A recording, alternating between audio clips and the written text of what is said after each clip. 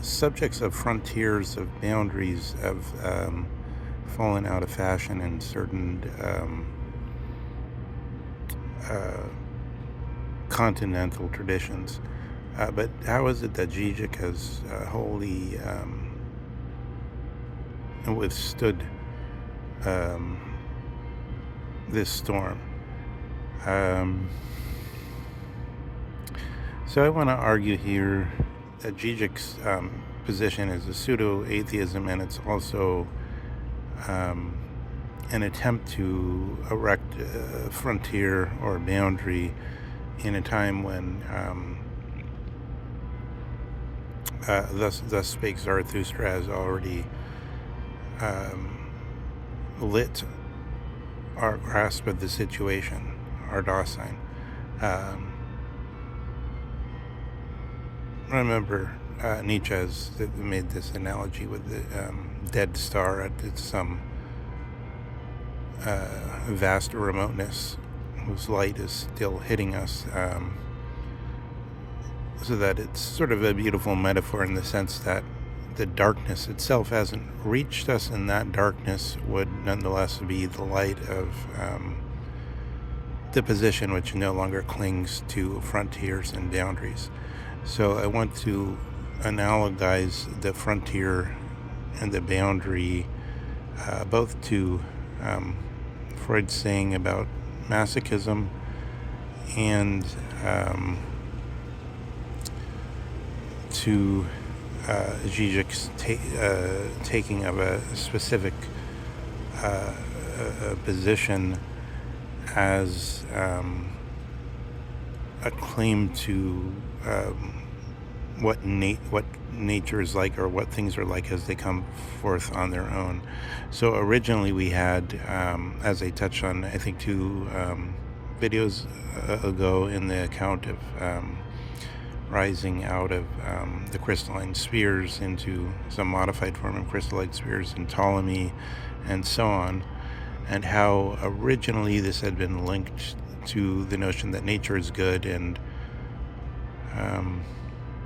I think it was first a Roman author who wrote, I forget the title in Latin, but it was On the Nature of Things, was the first book sometime after the classical Greeks to sort of suggest that maybe nature isn't good.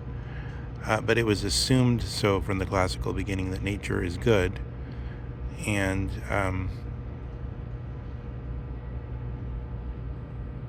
the problem in Zizek is he still assumes there's an answer to the question on the Platonic idea, which must have a true answer, of the notion of physis, or that which comes forward by itself. So, Werner Herzog is famous for championing the view that nature thirsts for our pain, or somehow a transformed kind of version of what used to be the notion of shattering ourselves against the irrationality of what comes forth of itself, and not being able to externalize what would correspond to simple mathematics, arithmetic, and geometry in the realm of competency in human affairs. The obvious problem is that with something like tying the shoes, so tying the shoes isn't totally trivial. Like, I have a friend who had an accident when he was already in college, and he lost his ability to do all kinds of simple things, and one thing he had to reteach himself is this hexis of tying shoes. The ancients called anything of that kind of thing like a hexis, later developed as dunamis, or as a standing possibility which can define a being. So we could talk about a shoe tying being.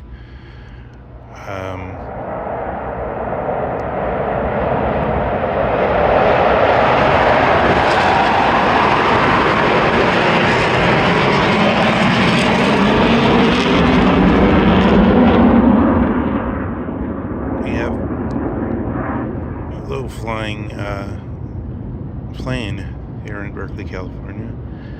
Um, Somehow sounds military. Um,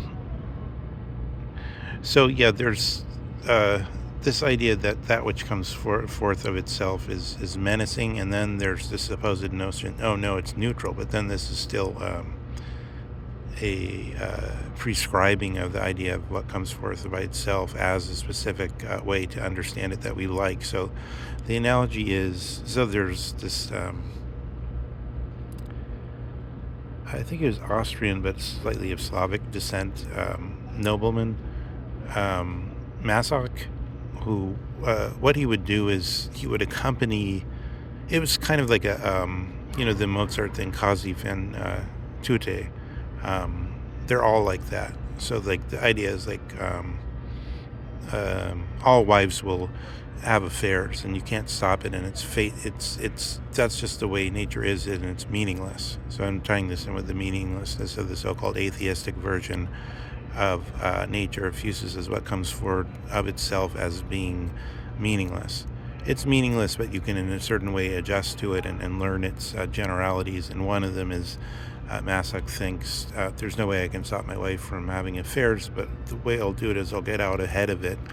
And what he did is he would accompany her as her footman, unbeknownst to the lover, and he would change the sheets and do things like that. And then Freud says,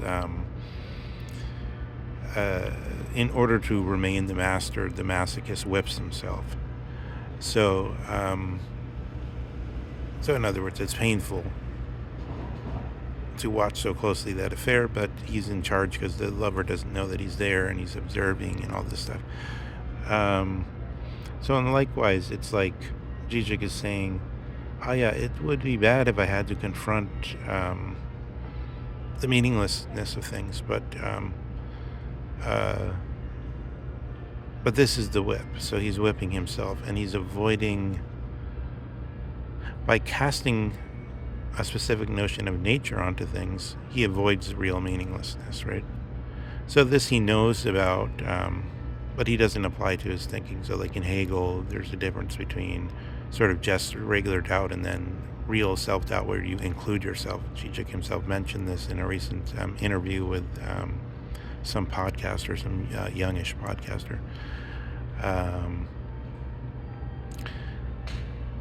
So this is basically 101, Nietzsche 101, or by Nietzsche 101 I don't mean the rest of us taking a course in Nietzsche, but I mean like for Nietzsche himself, this is like the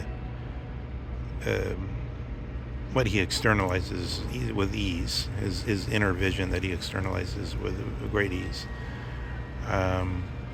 is the sense that it's not when you no longer have the Aristotelian universe, then you have a meaningless universe, but it's rather that we have this radical situation where the first step is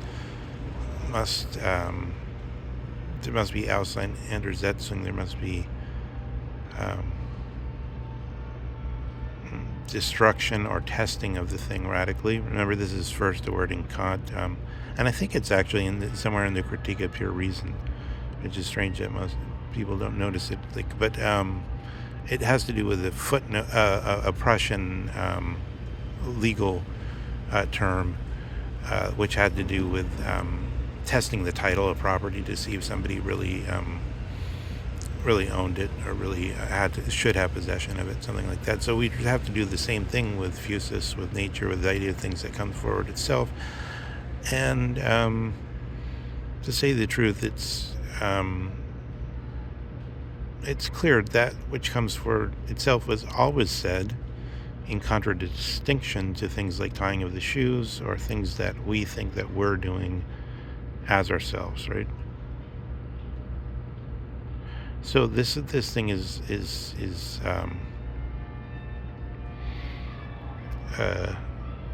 questionable, not just in the shadows which are permeated with the chimes of Campanile, but they're also externalized and to be found externally. It's just this sense that the very division of the rise into a sense that there are these two, something like two realms like this, like a vision and an attempt to externalize, um, is questionable. And so this is Nietzsche's very at ease with this sort of issue. And then actually I have a theory.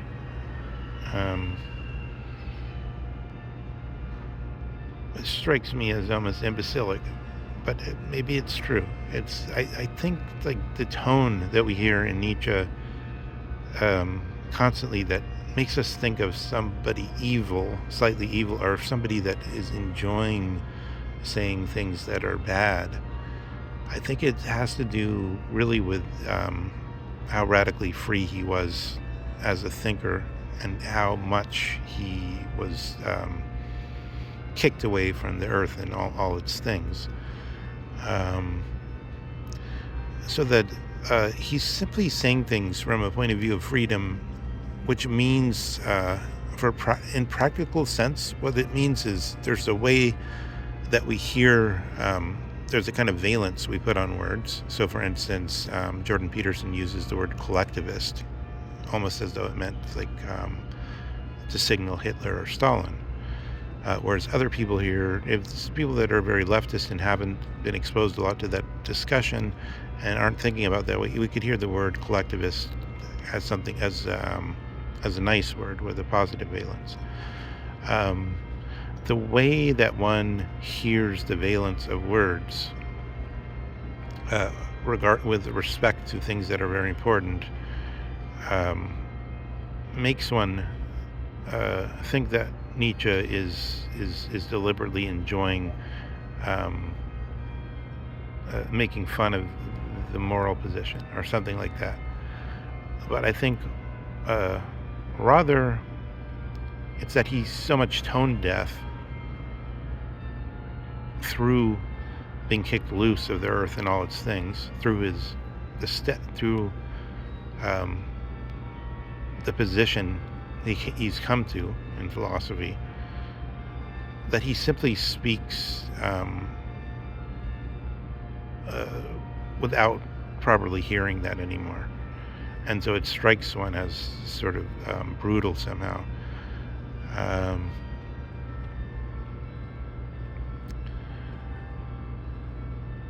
So to reiterate, thinking of this Zizek atheism, I think it's this same whip that he's whipping himself with, because it's you that do it to yourself. You say things are meaningless, so there's just us, and blah blah blah, and the universe wasn't created for our sake, but either it's against us and trying to destroy us, or it's totally indifferent, something like that.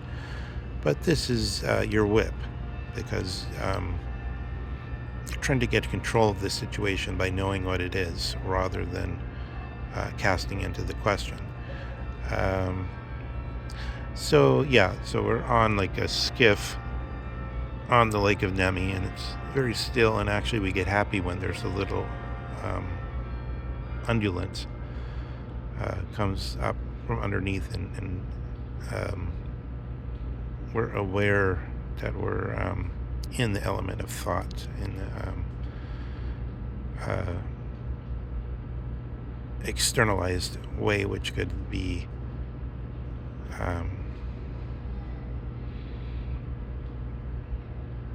we could see it either as the pure gaze that simply stares at things, or we could see it as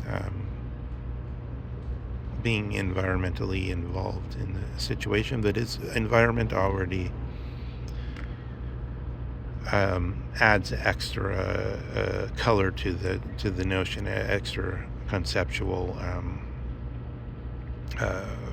as Nietzsche would say, prejudice. As Nietzsche says, we always need sort of some kind of invidia or prejudice, but Nietzsche would be against false invidia or unfair prejudice.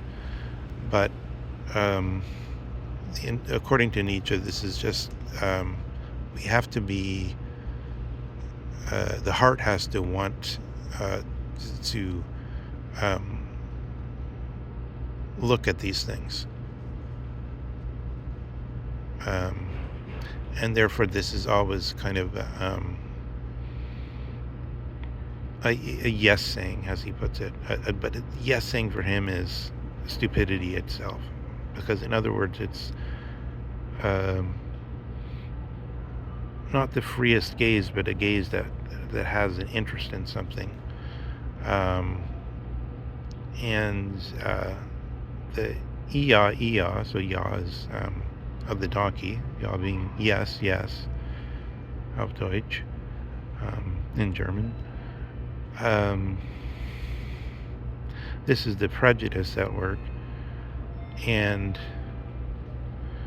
so far as Zizek would whip himself without knowing that this is a specific prejudice to always whip oneself rather than to withdraw into uh, the acids of the stomach that could eat itself away, to the Seinfrage. It seemed to me he has a pseudo-atheism.